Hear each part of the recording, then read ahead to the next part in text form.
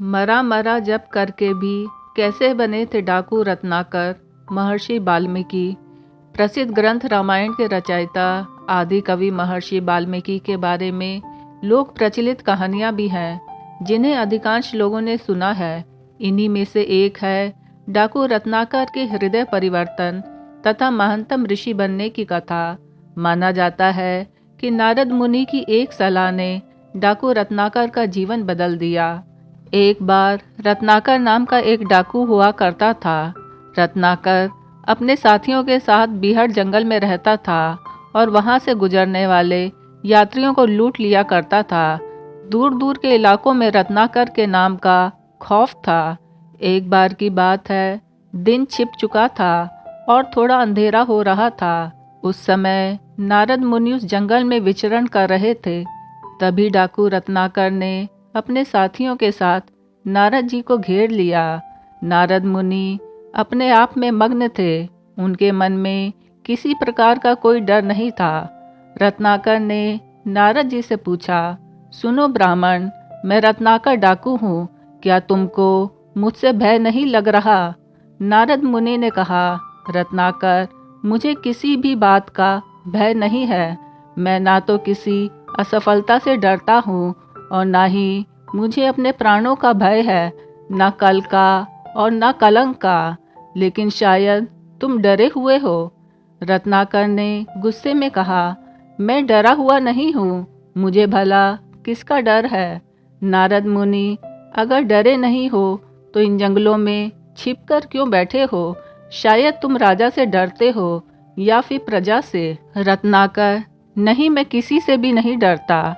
नारद मुनि ने मुस्कुरा के कहा, तुम पाप करते हो और तुम पाप से ही डरते हो, इसीलिए तुम यहाँ छिपकर बैठे हो। लेकिन शायद तुमको नहीं पता कि इस पाप के केवल तुम ही भागीदार हो।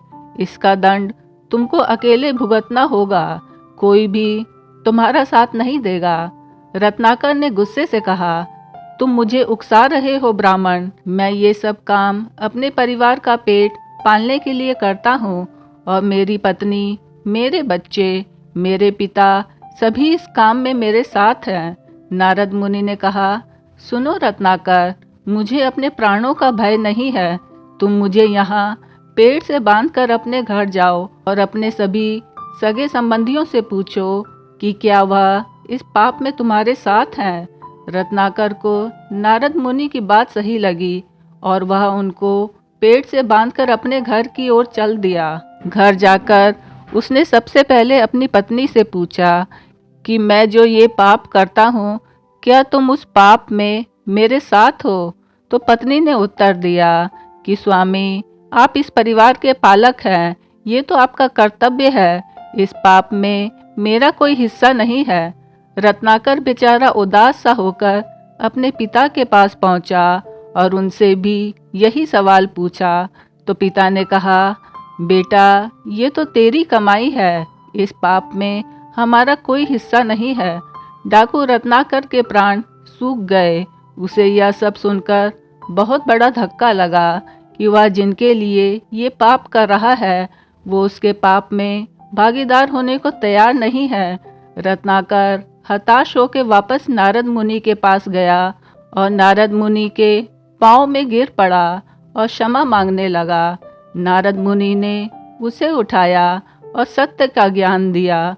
नारद मुनि ने कहा, सुनो रत्नाकर, इस धरती पर तुम जो भी कार्य करते हो, चाहे गलत या सही, सबका पाप और पुण्य तुमको ही मिलेगा।